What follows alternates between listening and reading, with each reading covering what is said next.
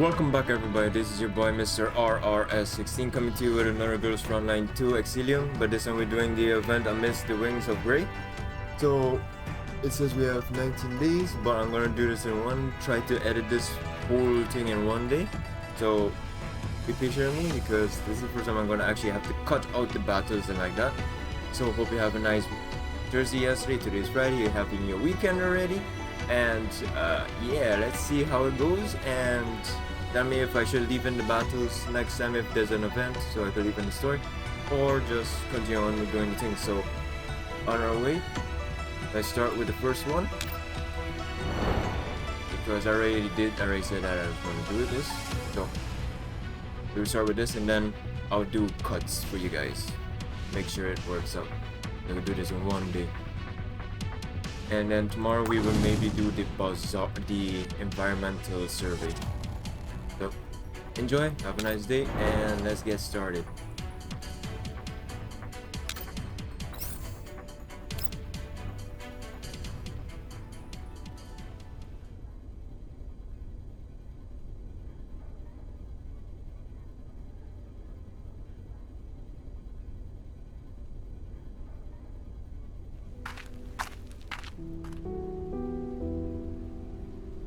Dandelion slowly exits the room and stands upright under the night sky. The clouds gradually scatter and the moonlight shines on her, while she is the only one in the garden. A pair of images suddenly appear.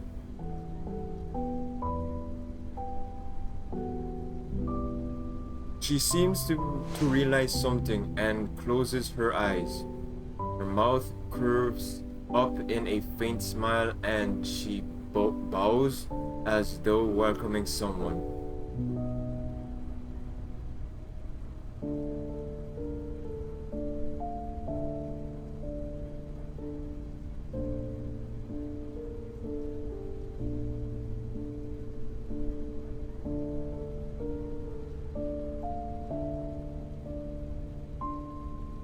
There is nothing in front of Dandelion, but that familiar form in her eyes is standing before her, clear as day.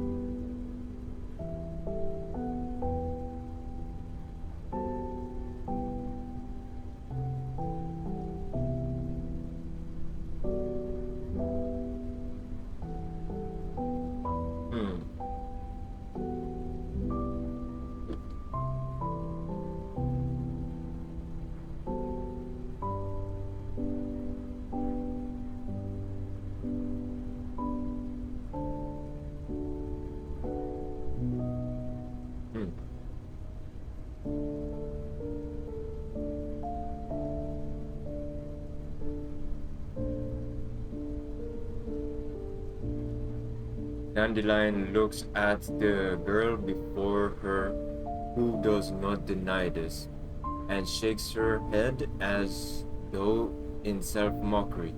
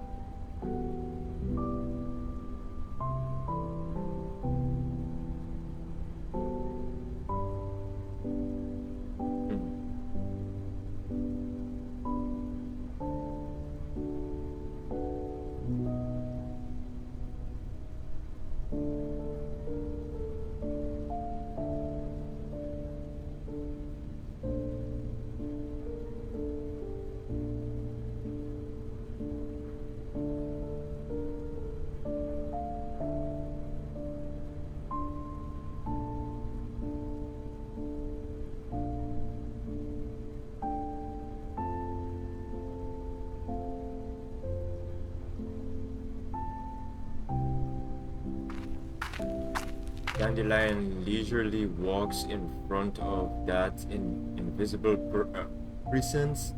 Her face does not presence.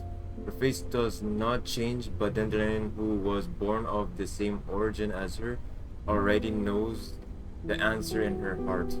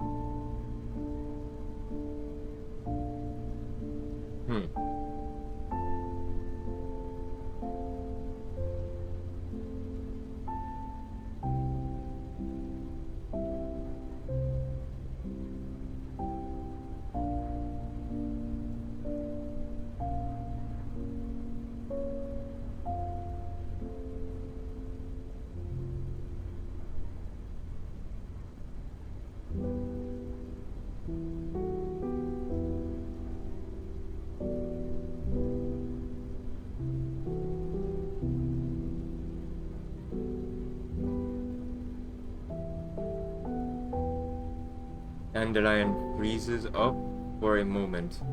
There is an almost imperceptible fade of emotions on her face. However, she immediately resumes her usual smile and then continues talking like she's trying to convince herself.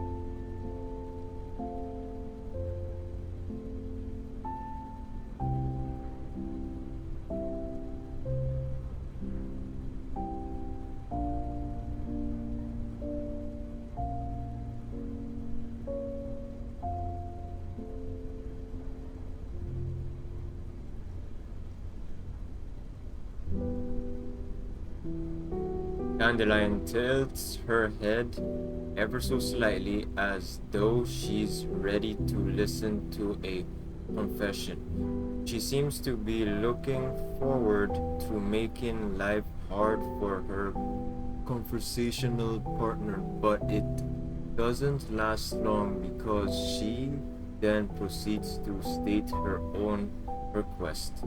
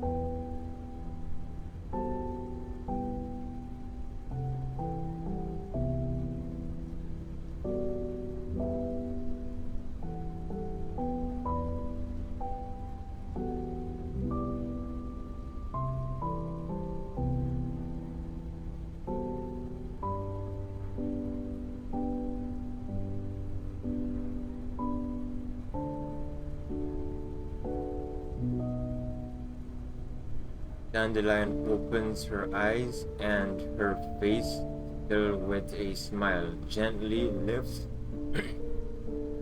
She gazes on the radiant moon and begins talking to herself in a self-deprecating tone.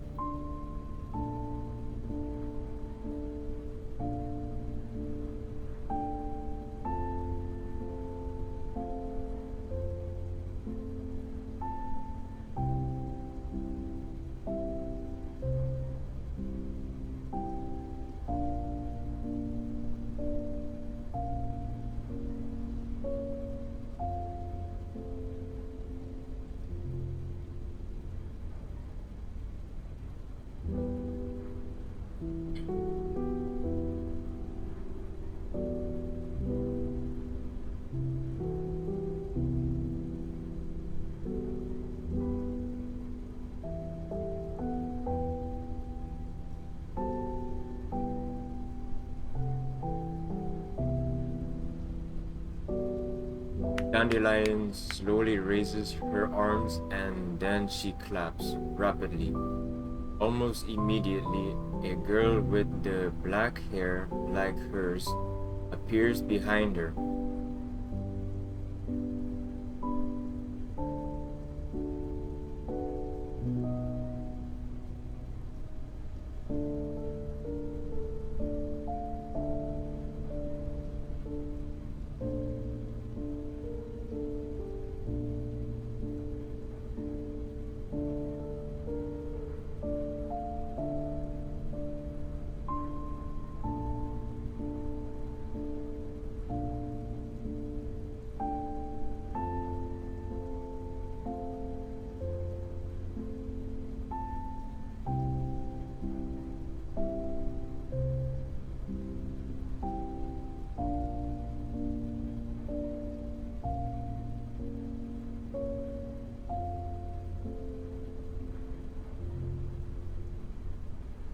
The girl called Helly leaves without a sound, leaving Dandelion alone in the garden.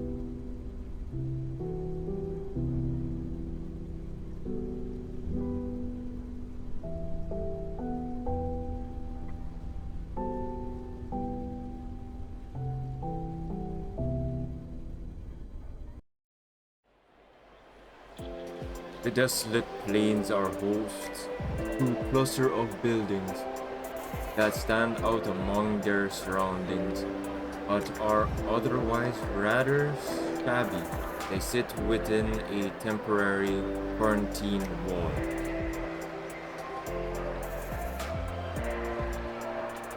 Several sets of thick railway tracks extend inward from the distance, intersecting at this small intercontinental railway's resupply station. This seemingly unassuming supply station serves as a repository for supplies from outside the contamination zone, and it is also the last and only hope for anyone seeking to leave the yellow zone.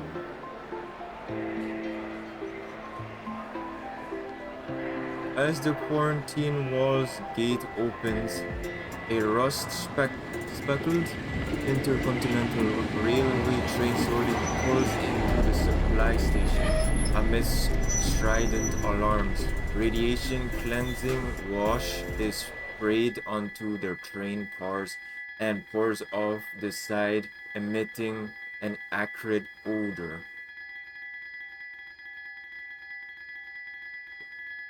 As the train slows down, a deafening metallic shriek echoes within the building, causing the surrounding travelers to reflexively cover their ears.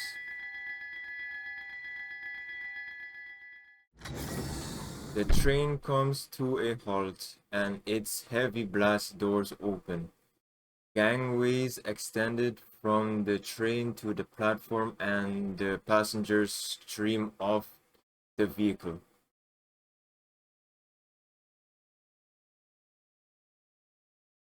The passengers all look tired as they drag their luggage off the trains. However, one of them is not like the others, as she hops, skips, and jumps off down the ramp.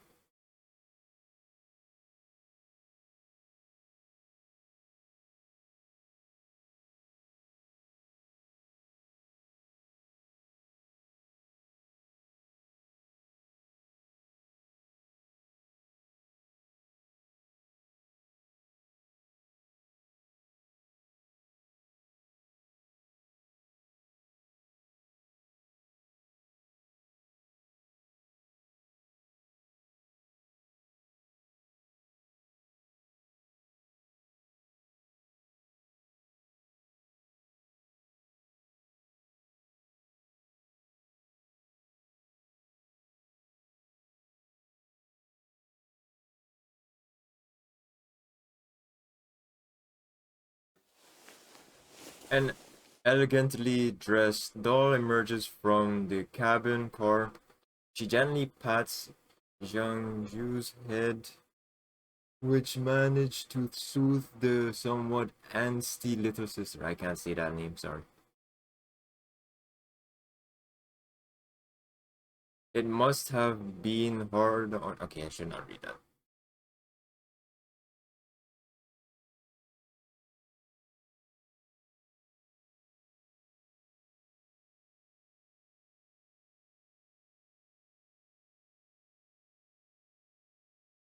Upon hearing Diane's words, Yang Jiangyu goes from pouting in an annoyance to smiling broadly, and she smugly plants her hands on her waist.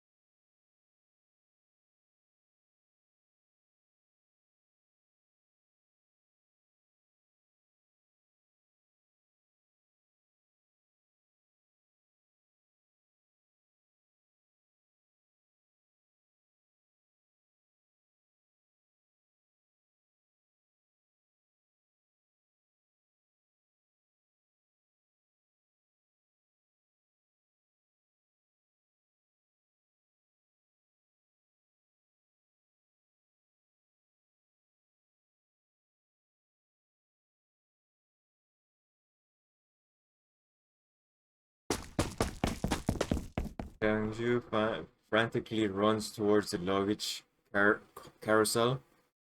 Diane sighs quietly, and Zhou Hui walks up to her. I say that correct.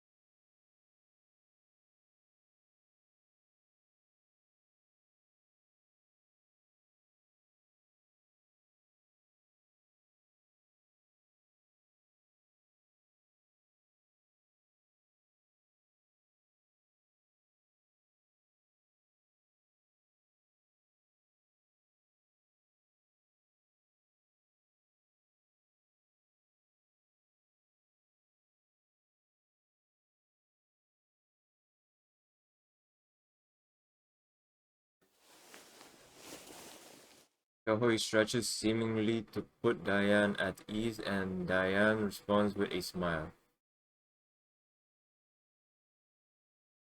Jung-yu piercing voice rings out from the distance.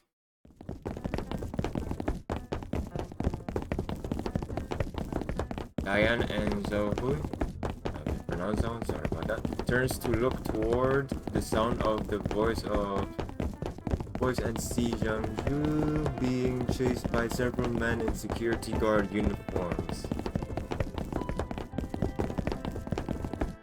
The guards are trying to handcuff Jung-yu, but her strength and agility are far beyond theirs. Jung-yu calls out loudly to Diane as she runs.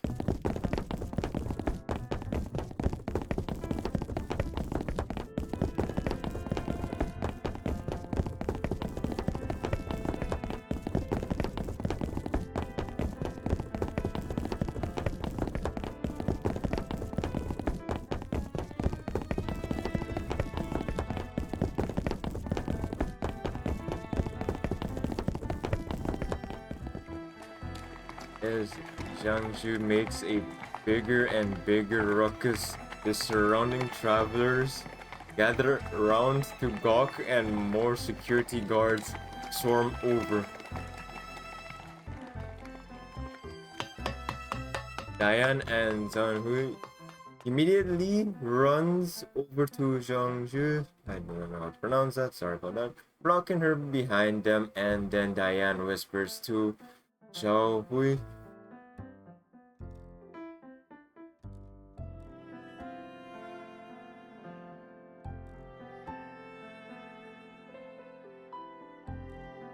Zhao Hui replies with a knowing nod and attempts to take down the oncoming security guards aside with minimum force.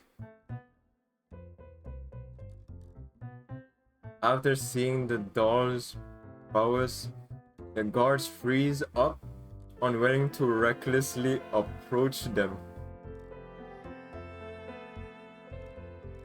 However, there is the sound of a handgun chambering around in the distance, and a middle-aged man who looks like a police officer stalks over to Diane and the others.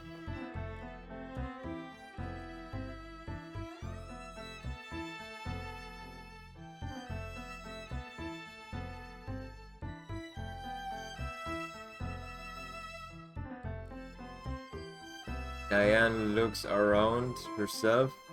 While this is just a minor transfer station, things will get extremely troublesome if they do get detained here.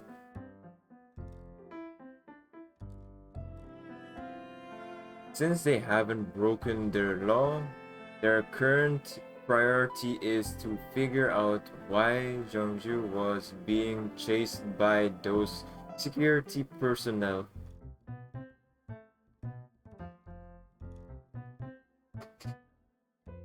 What about the chair?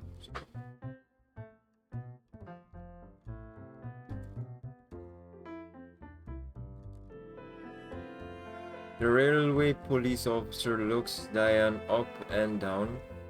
He shows no sign of lowering his guard.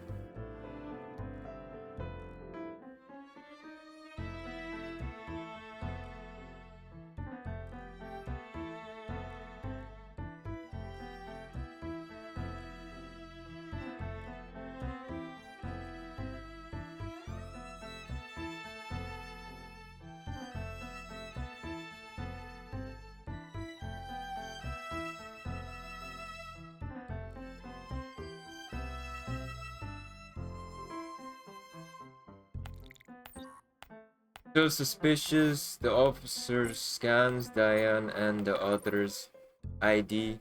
His system indicates that they are indeed self-owned and authorized to travel freely.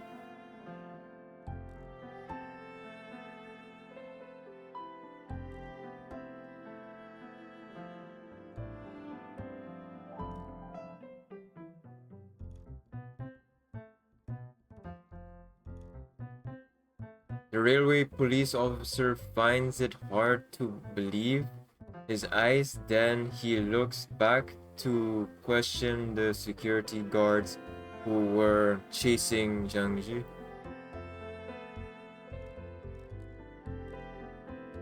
What's with those dogs? Very bad habit to read. But I don't say anything.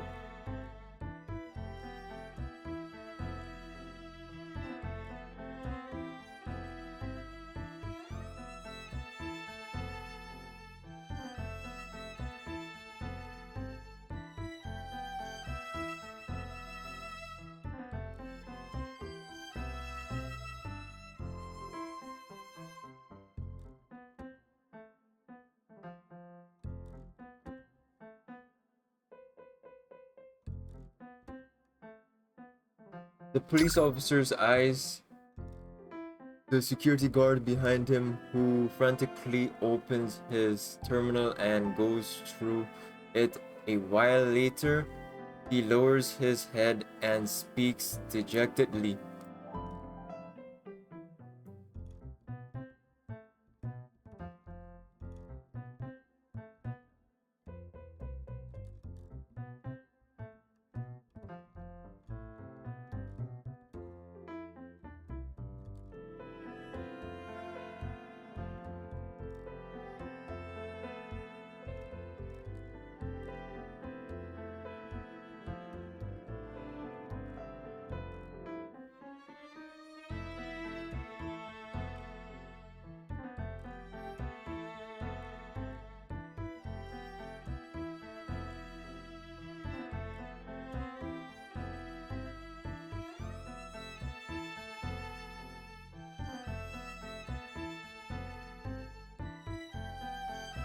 The railway police officers makes a big show of berating the security man while he pulls them aside, then quietly speaks to them.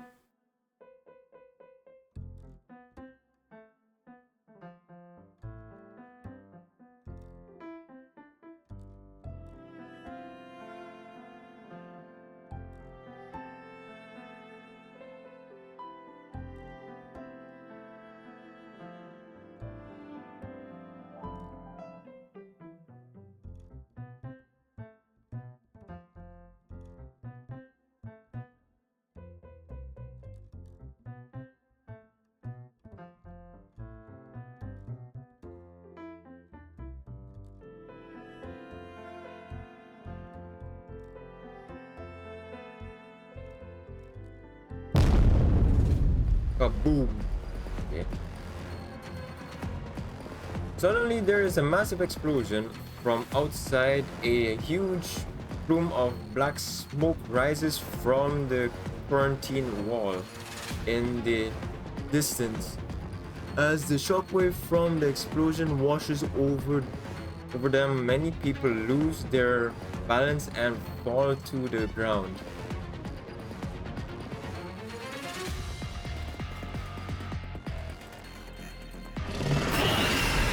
The sound of a screaming comes from the direction of the explosion, and a panicked crowd begins running this way.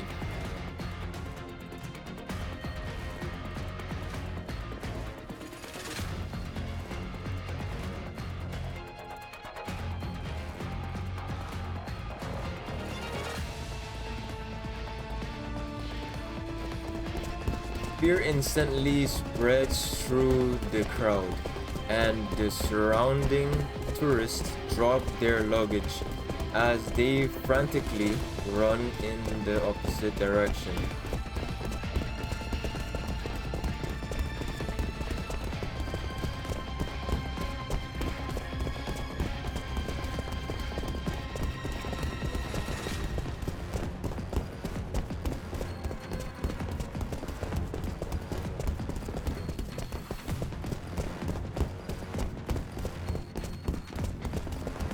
Something suddenly occurs to the railway police officer, and he turns around to address the dolls.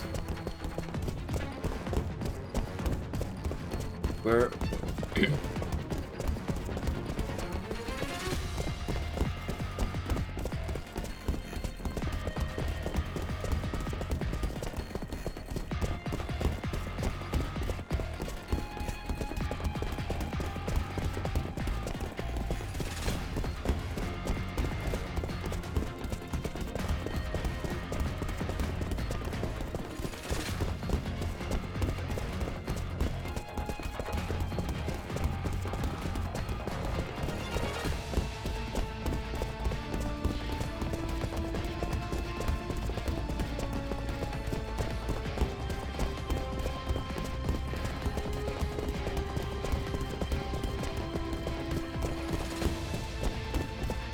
after seeing the dolls hesitate, the railway police officer immediately chimes in.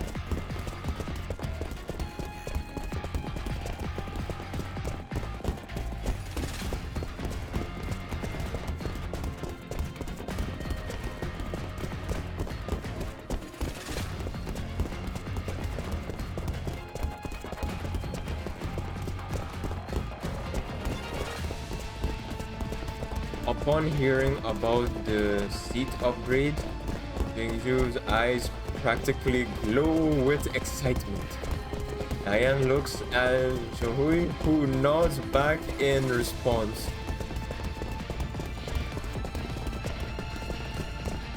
Now that her friends have agreed, Diane makes up her mind.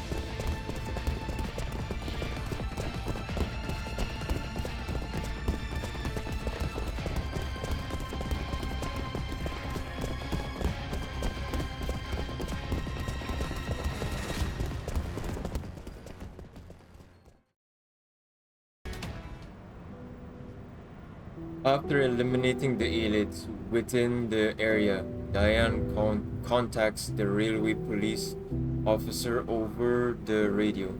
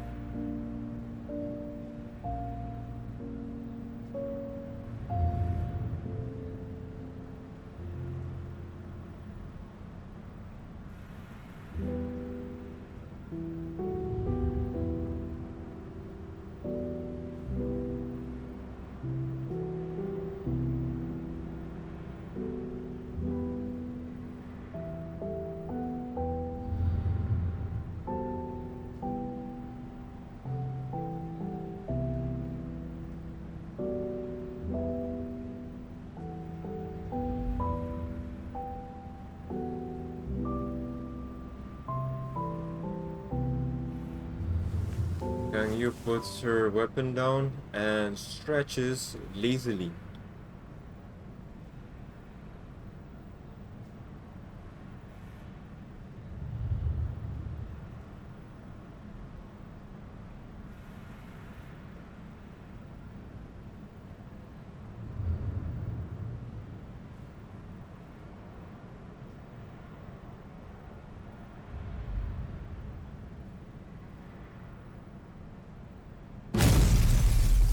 Boom.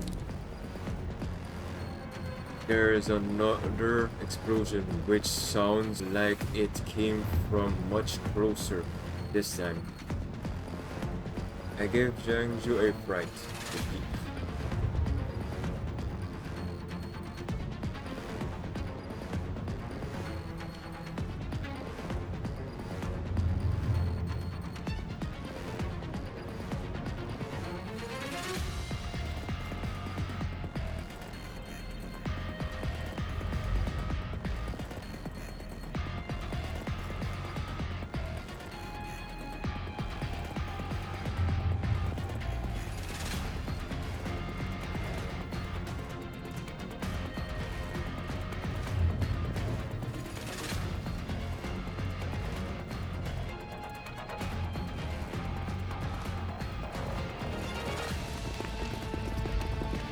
The dolls barely approach the origin of the explosion just now, but the thick smoke is left in its wake hasn't completely dispersed yet.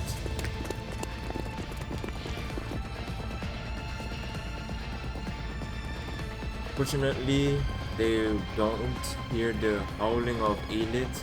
Apart from the sound of burning and the wind blowing, everything is silent.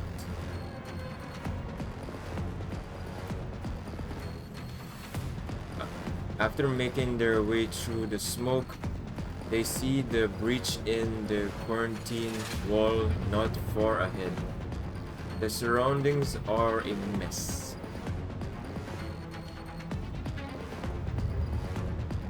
Sand and invisible collapsed particles are streaming in through the breach.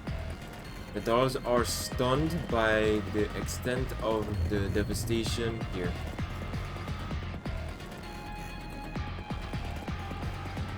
However, what truly shocks them is that there's something that most definitely does not belong in a place like this, right in the middle of the breach.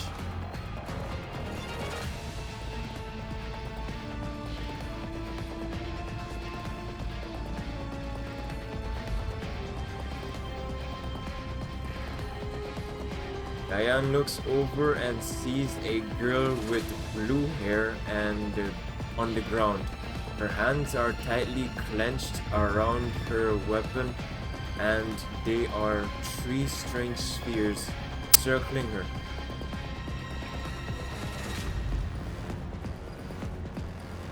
The spheres glowing with blue light and the heat boiling off them makes the surrounding air ripple.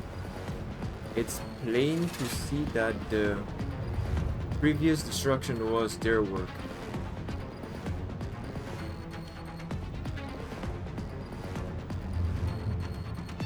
Diane slowly approaches the doll on the ground, but Shohui immediately steps up to stop her.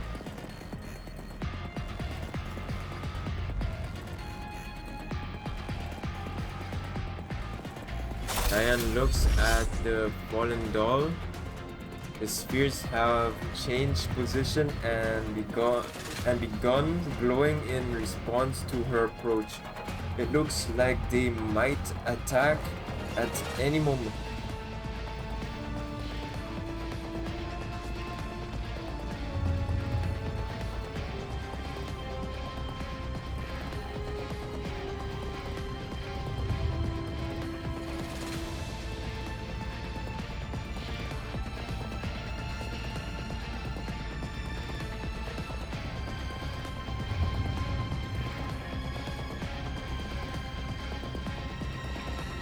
Just as the dolls come to a halt, the spheres suddenly flash with light before flying rapidly in the opposite direction from Diane and the company.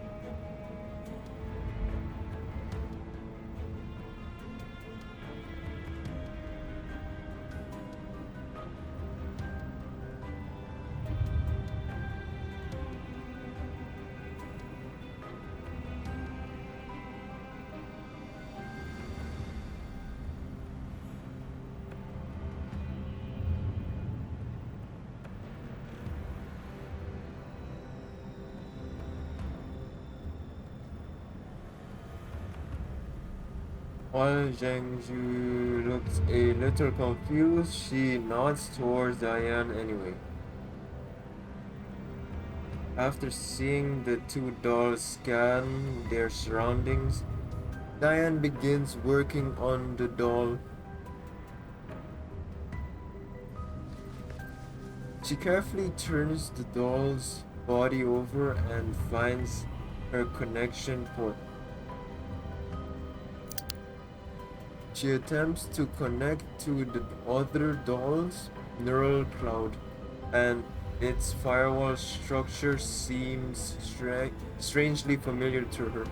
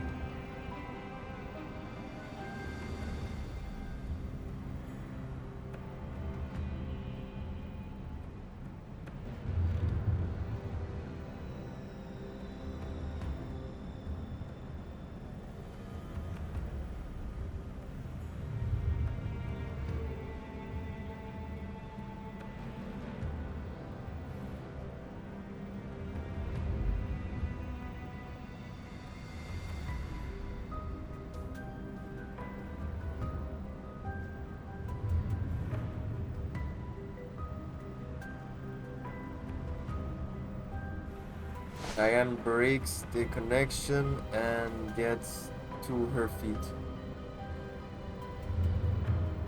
The other two dolls approach her, waiting for the doll's neural cloud to finish rebooting.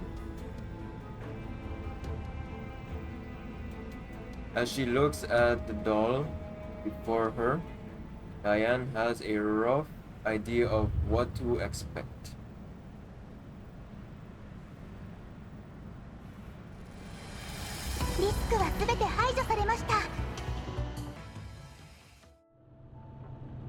I'm sitting in front of one of the big drop windows besides the main console, blowing on my cup as I sip the revolting instant coffee. I think about how to handle the upcoming situation.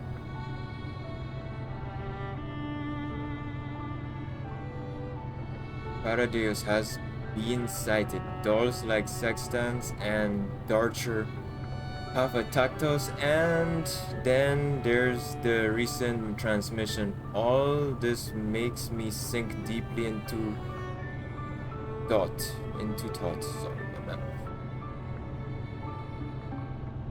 While I'm trying to sort things out in my head, something in my heart is protesting.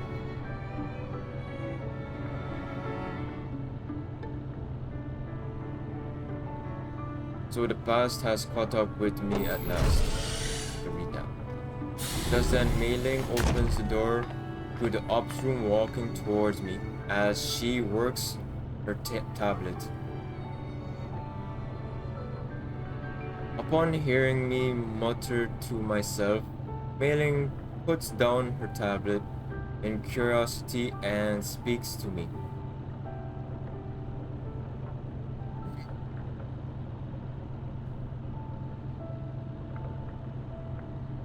It's nothing, just a adult's pointless grumbling. How's that doll?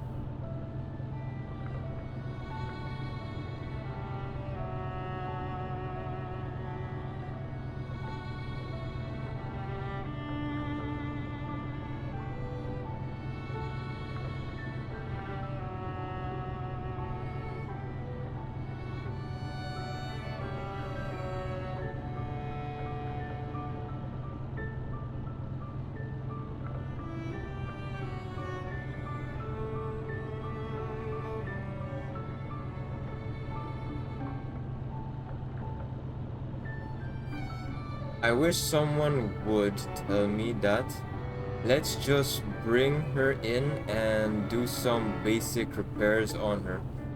We'll have to watch her around the clock though.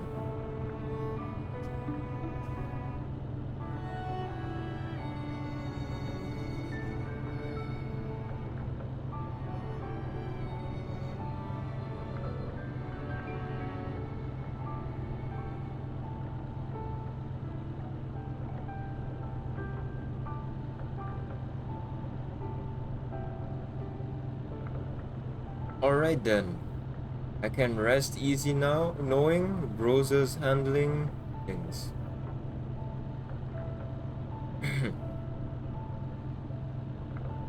What's going on?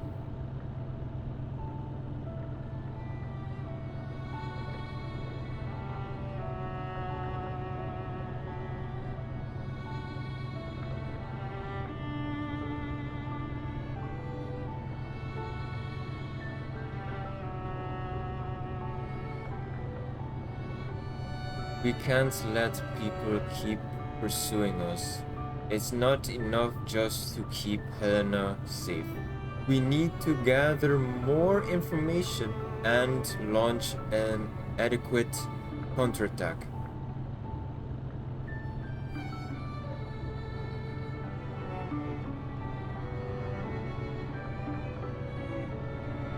Don't worry, Mei Ling. Everything will get better.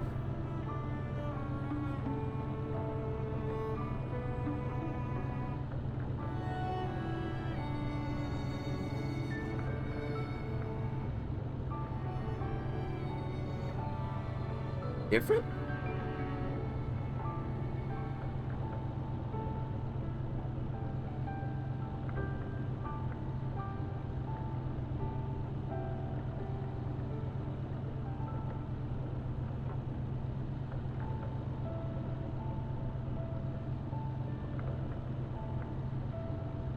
I fake a cough to hide my accidental display of emotion.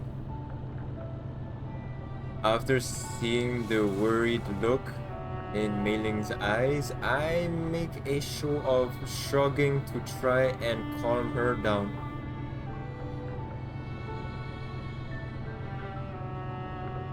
Sorry, Mei Ling. I think I recall something from the past. Don't worry, I won't put the others in danger. I won't let this happen again. My words don't sound the least bit reassuring, but fortunately, Mei Ling doesn't probe further into it.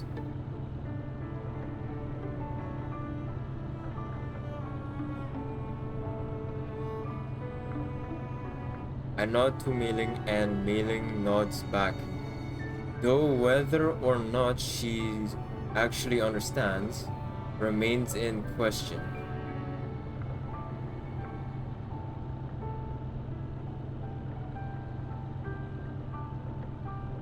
If Helena's alright, can you have Colfin let me speak to her for a bit?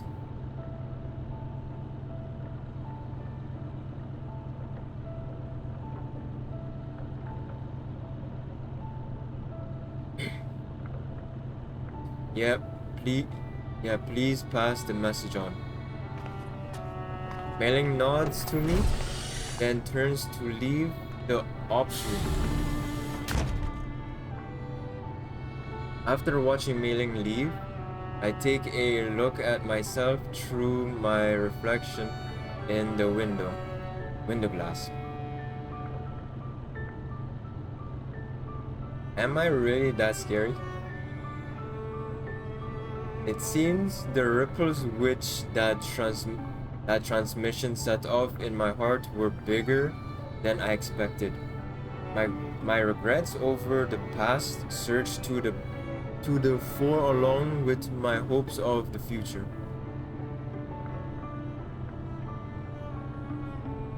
Before I had not been willing to recall the past, and neither did I dare dream about change in the future. Right now, however, all the thoughts hidden in my heart are bursting out uncontrollably into my mind. Perhaps I had been trapped in the events from 10 years ago all this time.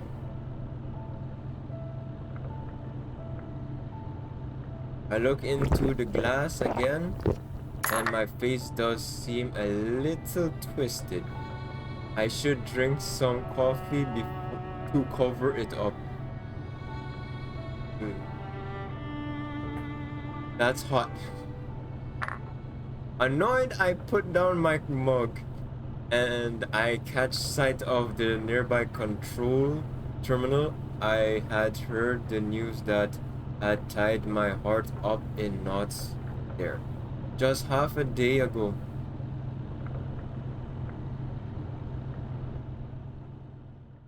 I rubbed my temples and began recalling the events from back then.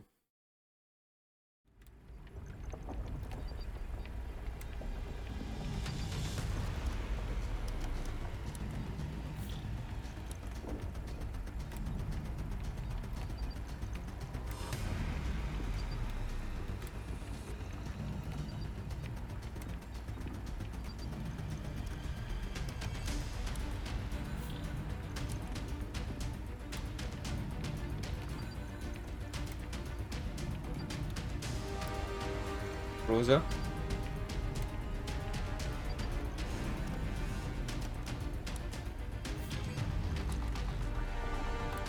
Is it Sextons? A burst of static comes through the comms. It comes through the comms, making it difficult to make out what Rosa is saying. It's just her. No other Paradeus combat units?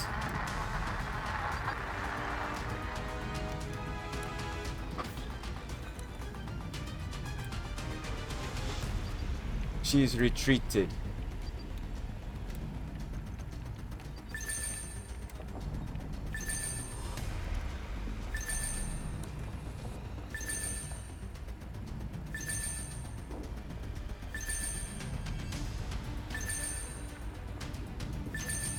Put it through. Rosa, stay alert. Mailing displays the new comms window on the projection screen. I walk up to the projection screen.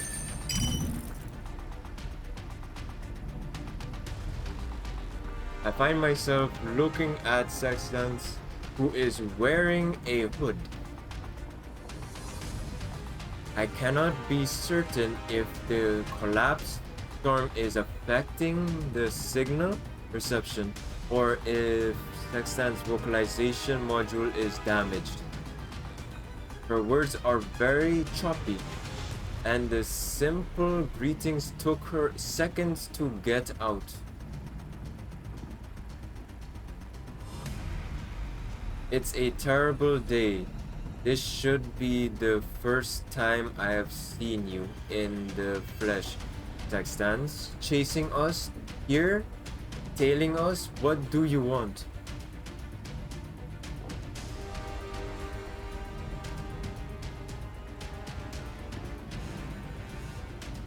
Huh?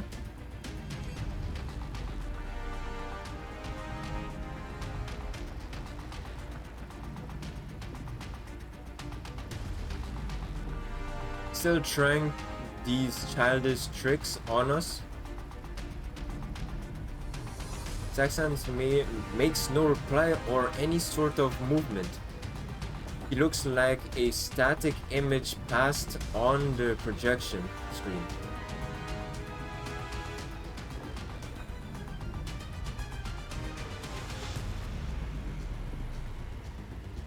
I have no time for this. Rosa, get rid of her.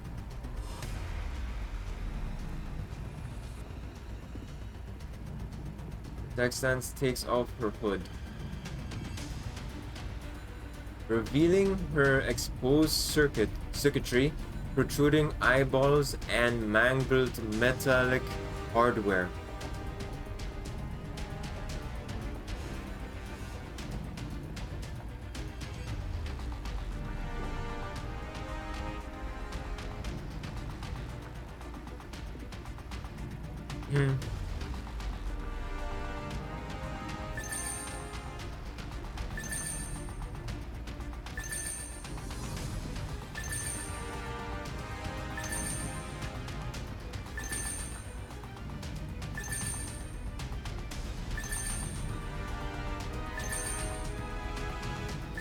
Put it through.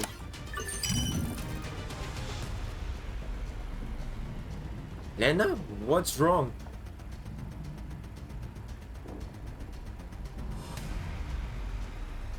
It's nothing, just a battle. That doll called Sextans showed up again, although she looks a little weird.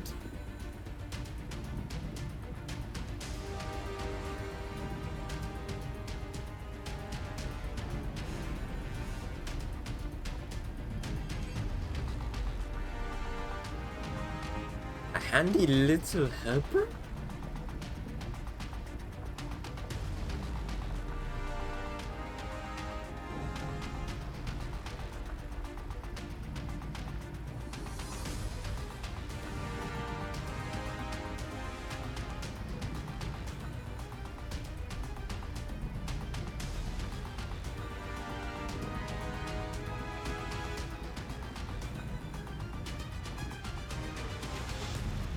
That voice, could it be?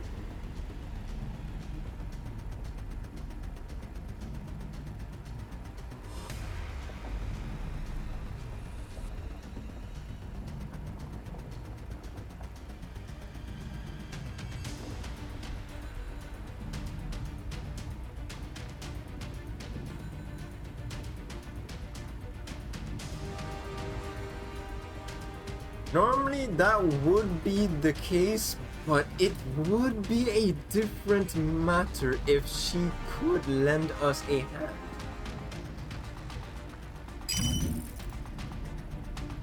Lena picks up on my meaning and opens a link window. Dandelion's image instantly projects out of the comms terminal. Dandelion is still the same as she was 10 years ago. Still acting all smug even at a critical moment. Still, since she's come knocking on my door, there's got to be something she needs me to do for her. It would be a more efficient to let her take care of this emergency until then.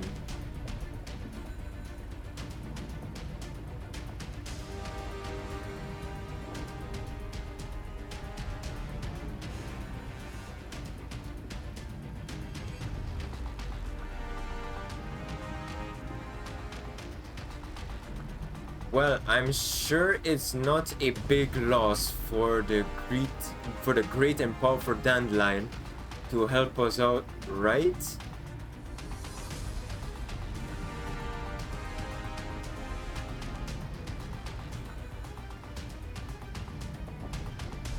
I suddenly realized that it's been a long time since we last spoke like this, but I ended up taking this tone with her anyway. For some reason, I'm not worried at all that she'll be repulsed by my attitude.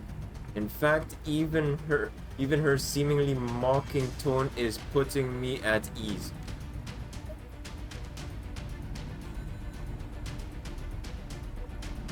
As expected, Dandelion smiles in that familiar yet annoying way.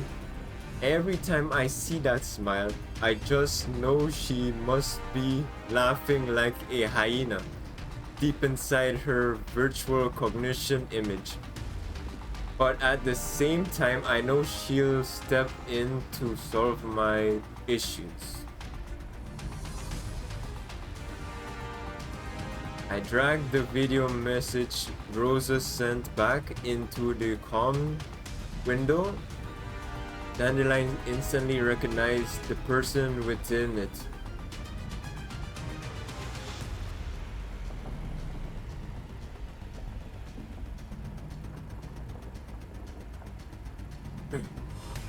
You know her?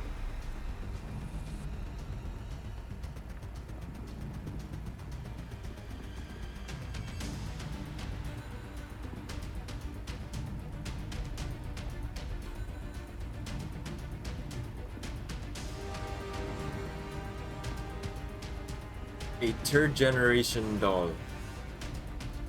Who just like our Odin. Her hard. Okay. Right.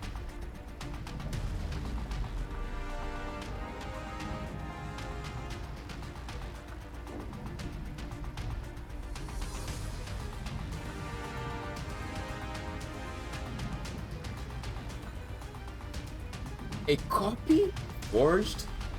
Or forget it, that's not important.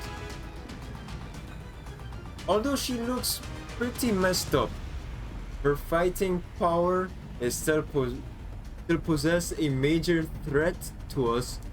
What should we do?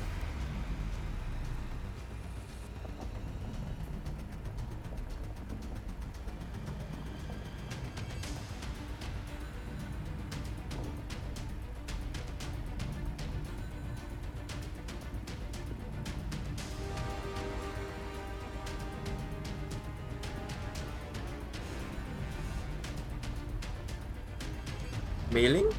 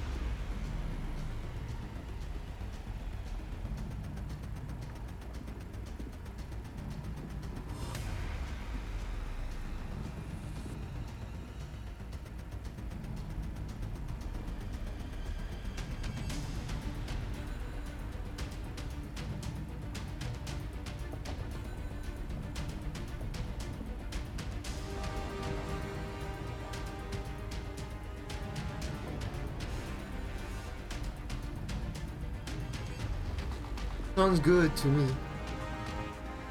Rosa, keep a safe distance from sextants. Dandelion can boost the maximum output of your remodeling pattern.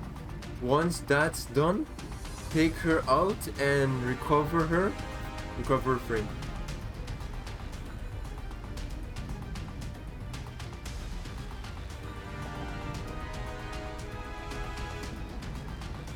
She's an old friend. In any case, we'll upgrade it ASAP. Once I give the word, launch the attack.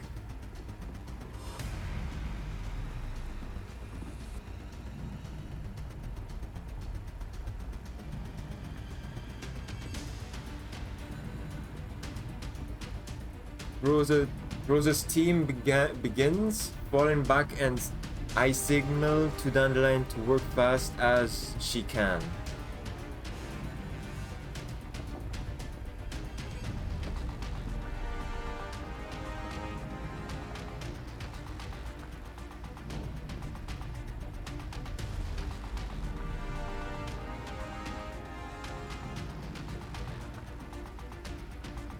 You can enter without asking her. You know.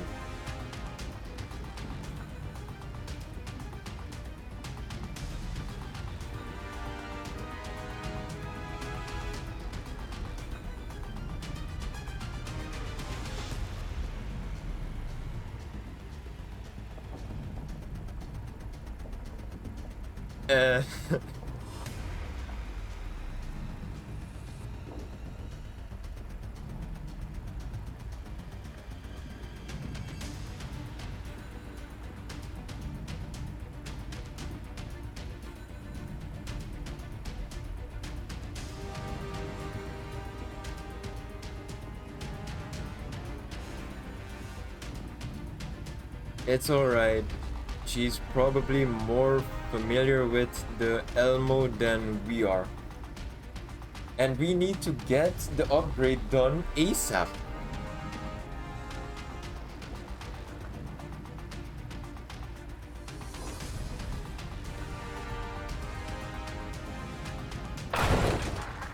The Elmo shakes violently, and the light sways as well. The monitors on the comms console begins to throw off sparks. Mei-Ling nervously sucks a breath in, terrified that she's just made the wrong decision. I pat her on the head, indicating that she shouldn't be worried. However, she looks at me with nervous eyes. Soon the monitors and lights go back to normal. Dandelion must be back.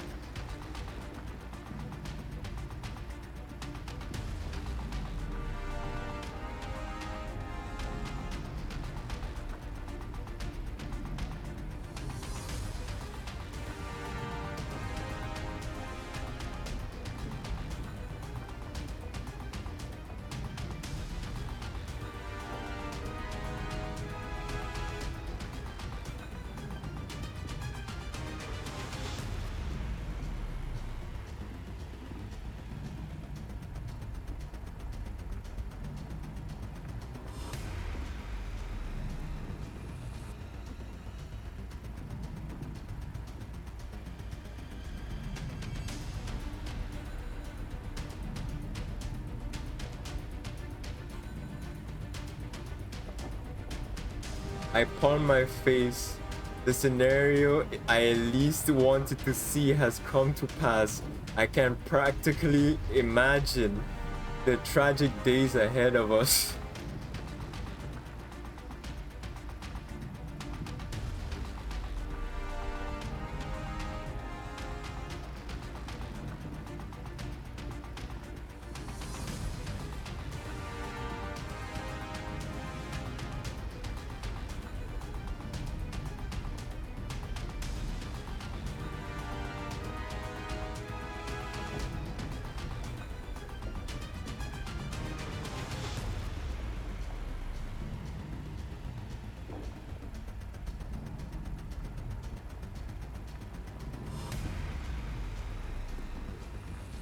Hey.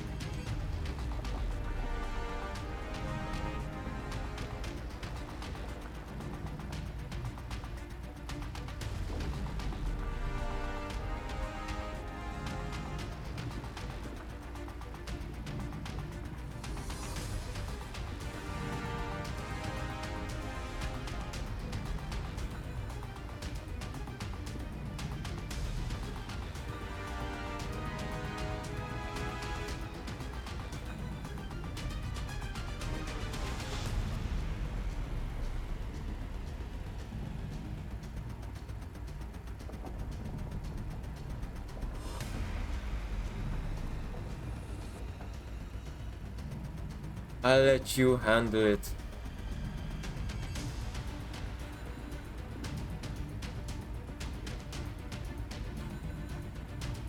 Lena, where's Callan?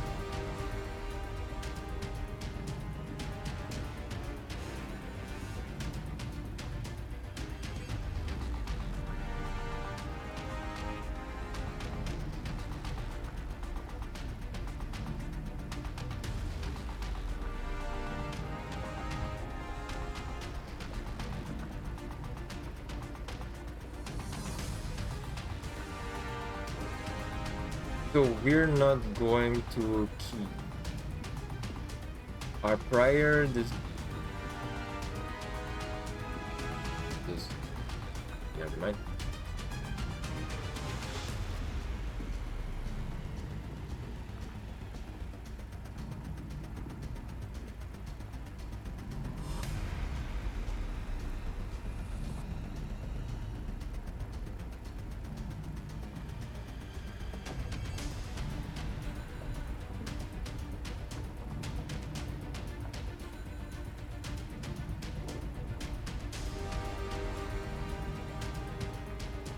It is a pretty high-profile vehicle.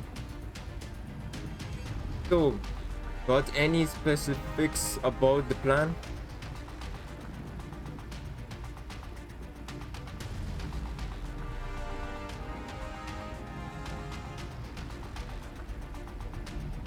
If just listing all that work takes longer than a minute, it seems I'll need to mentally prepare myself.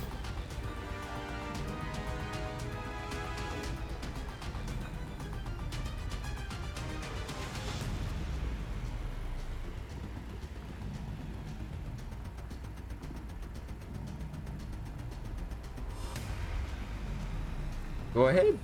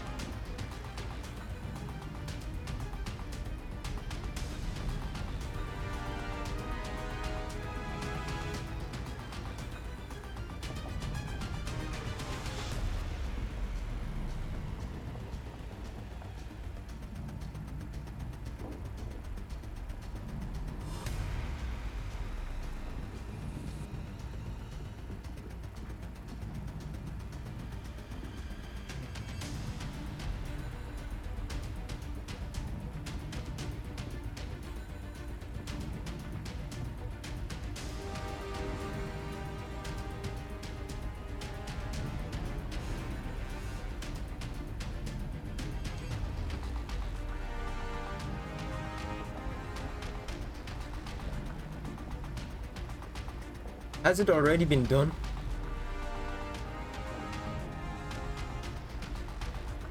Understood. Rosa, check your remodeling pattern. Can you raise its output to 85%?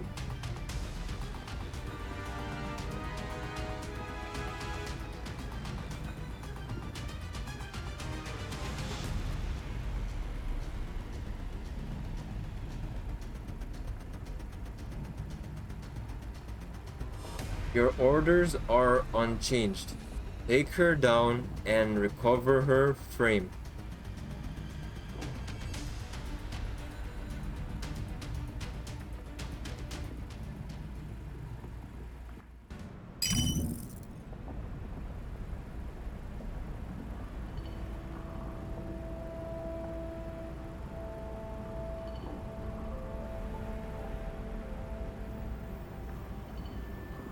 Thank you.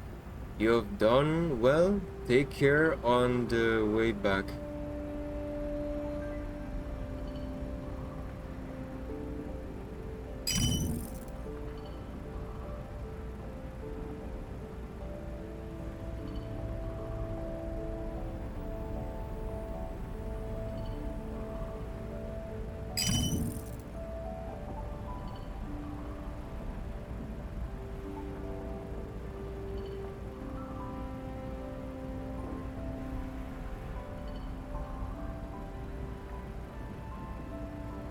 I'm not a trend chaser.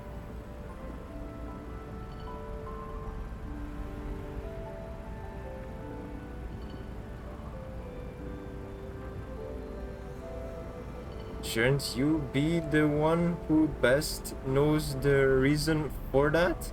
And best understands what happened back then? Dandelion?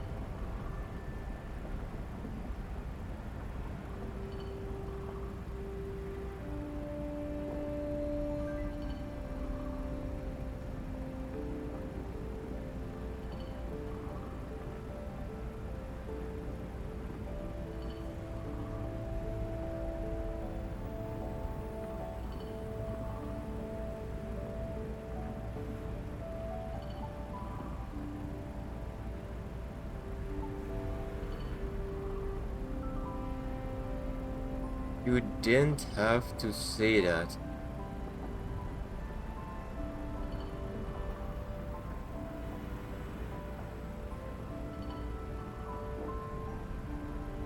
I look down and away from her. There is no response. I know that I am not angry, rather the fact that she has hit the nail on the head has left me feeling a little guilty instead.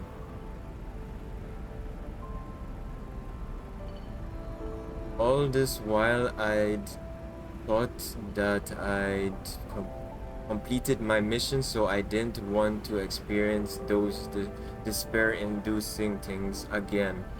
Things like watching my friends die and sacrificing my subordinates.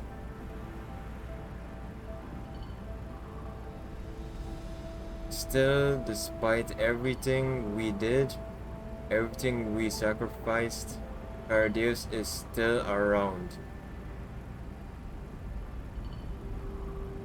If my mission was a failure, then what even was the point of everything I did back then?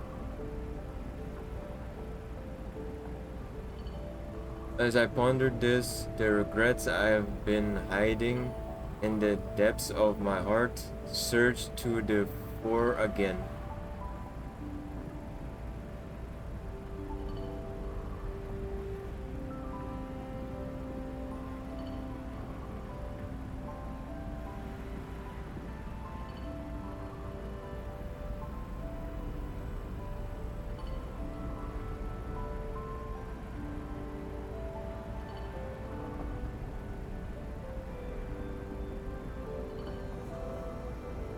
A new beginning? What kind of beginning?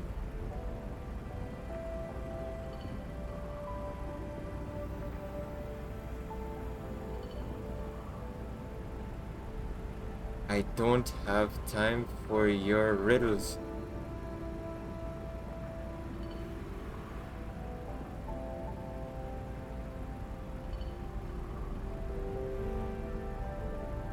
Lena?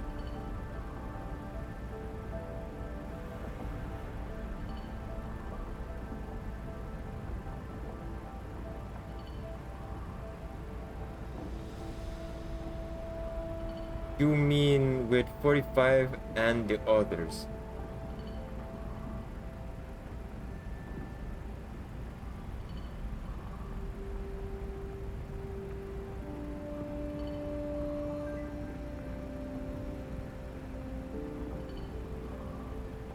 I know she's 416. She finally became 404's leader like she always wanted?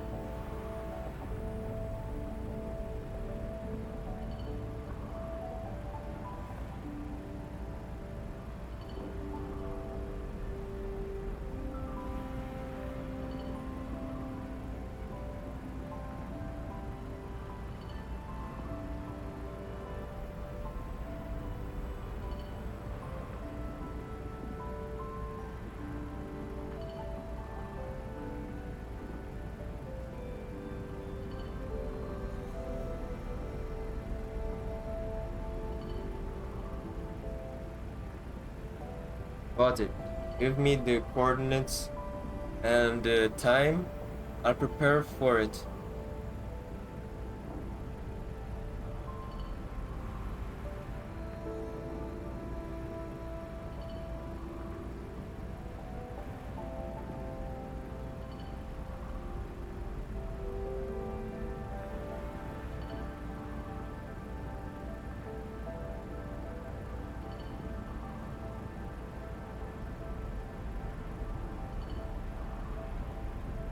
Leave. Okay. Leave?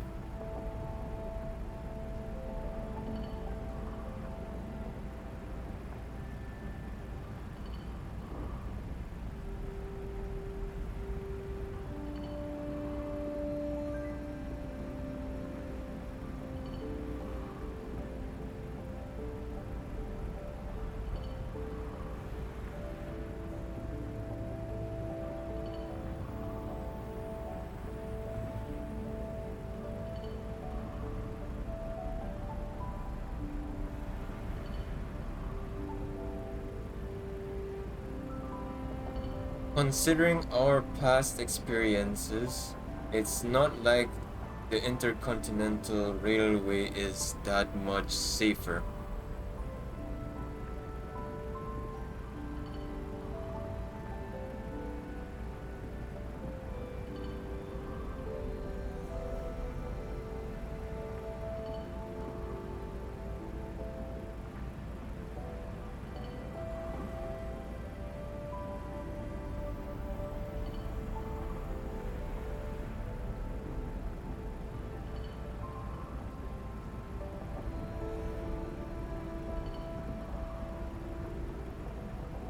That's true.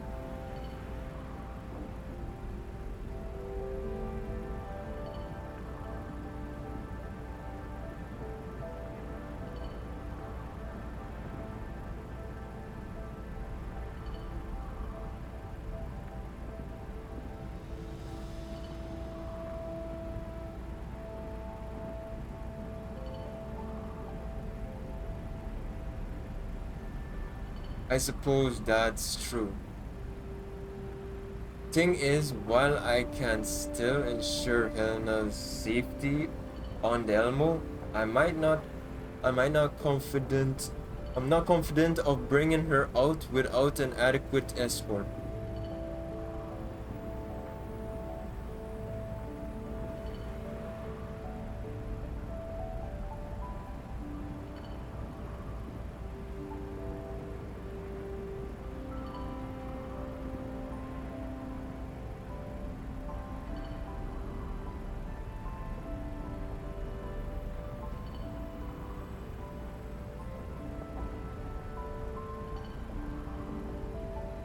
encounters, you say?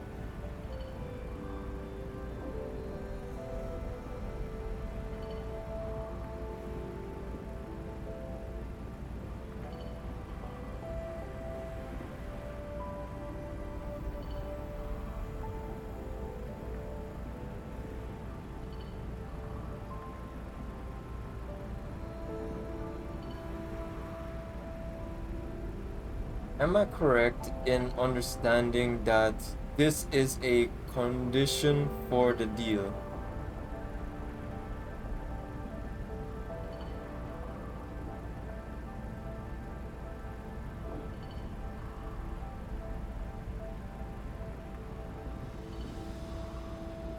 The more you say that, the more I am thinking there's some pit trap out there waiting for me to fall into it.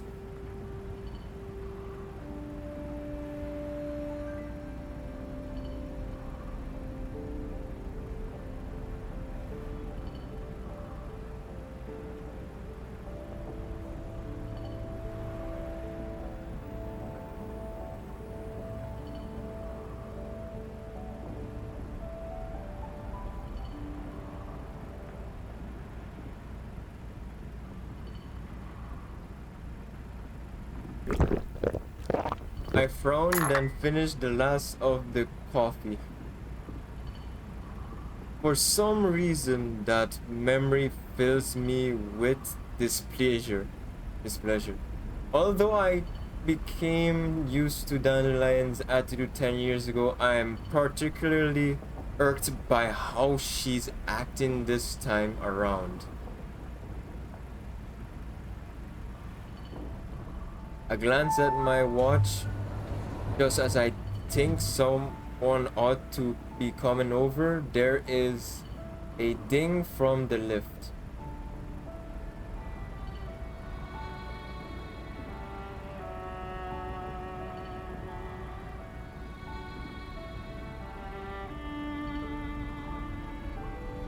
Where's Mailing?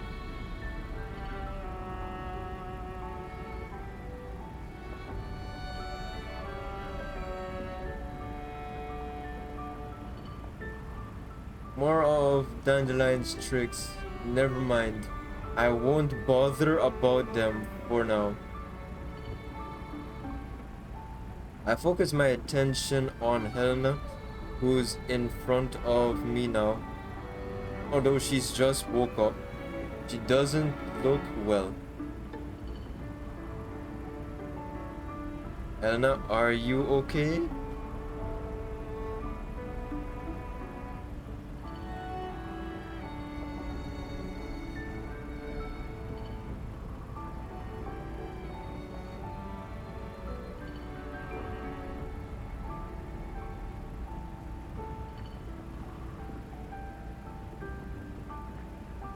As Helena's eyes fill up with tears, my hand moves on its own by patting her on the head. My heart is aching for some reason. Colvin, is there anything wrong with Helena? Helena's body? Okay.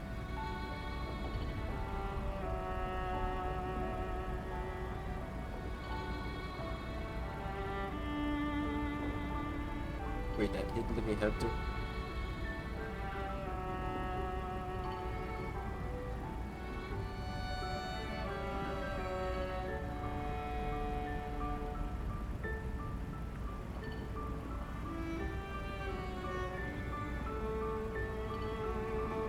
Is that so?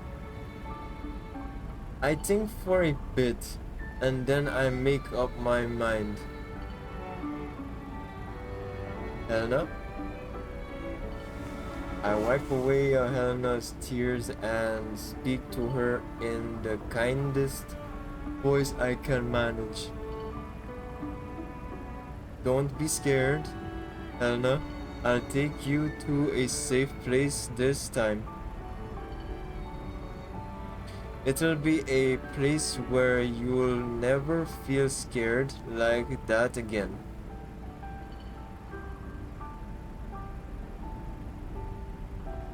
Yup, safer than the Elmo, even.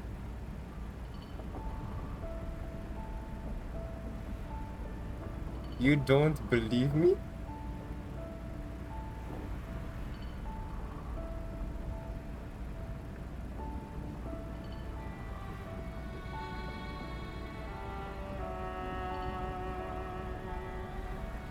Yup, Callan gave us a new pickup point at Leave.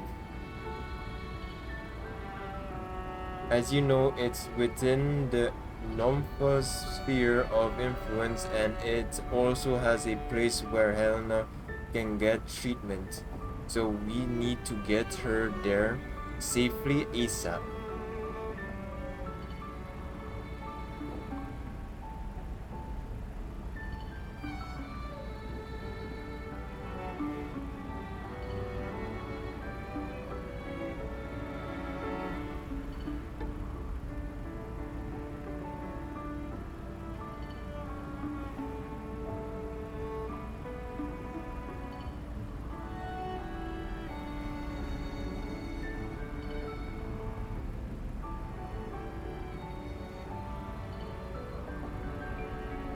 That's definitely an issue.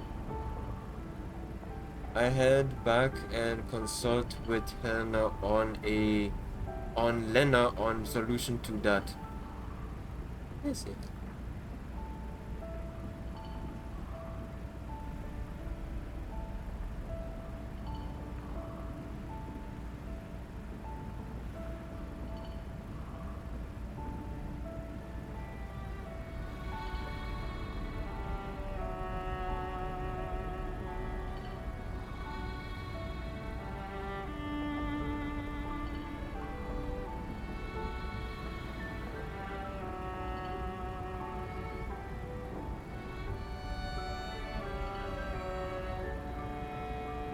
After hearing Colfin's words, Helena immediately throws up her arms in approval.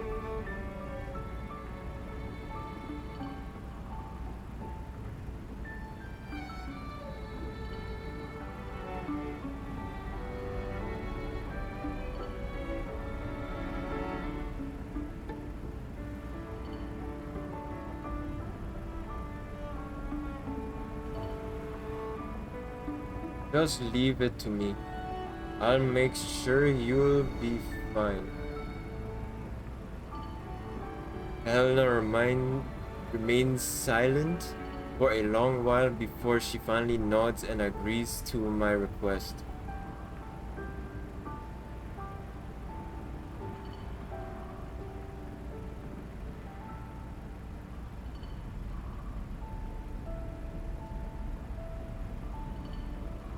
Good point. Take care of Helena then. Colvin nods, then leads Helena out of the room with a smile on her face. I exhaled and think, then I pick up my communicator and describe the situation to Rosa. What do you think, leader?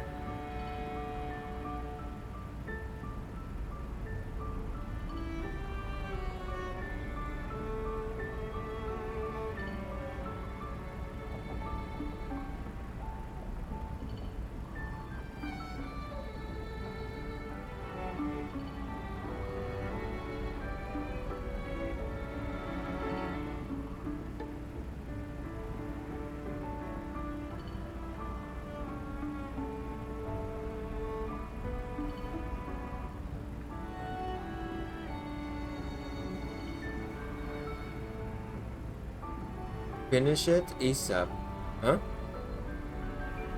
I rub my temples. I know what Rosa's trying to say without her having to actually put it into words. Maybe forgetting about the past would make things easier for me, but for some reason I know that I can't do that.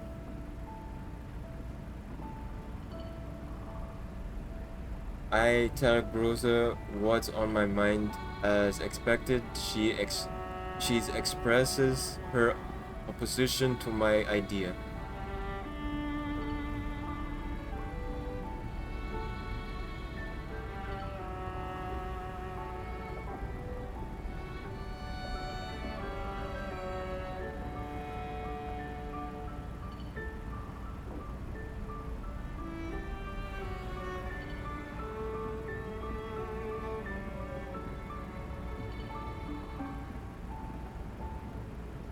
Meeting up with Squad 404 would be an excellent opportunity for us. They're very good fighters and would greatly improve our combat capabilities.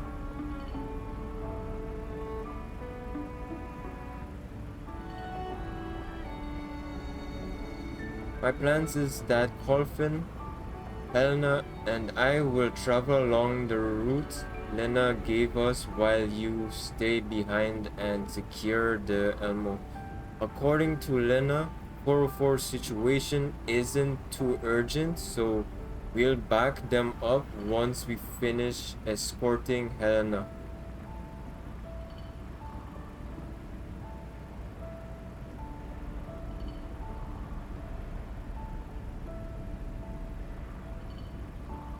No, there's no need.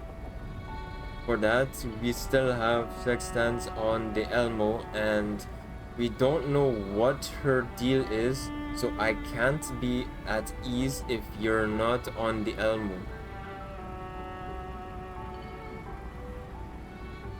Also, using firearms will be troublesome once we enter a city, which will make your strengths very hard to employ. Someone like Colfin who's good at interacting with humans is better suited for the task of escorting Helena.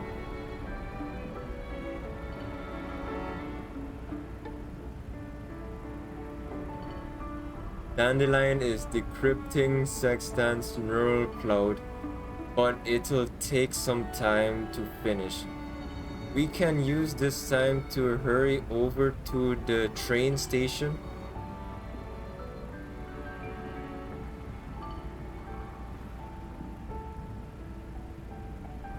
Rosa doesn't reply right away, unlike how she would normally. I suddenly realized that what I said just now might have made her unhappy. However, Rosa is not silent for long. She speaks to me in her usual tone.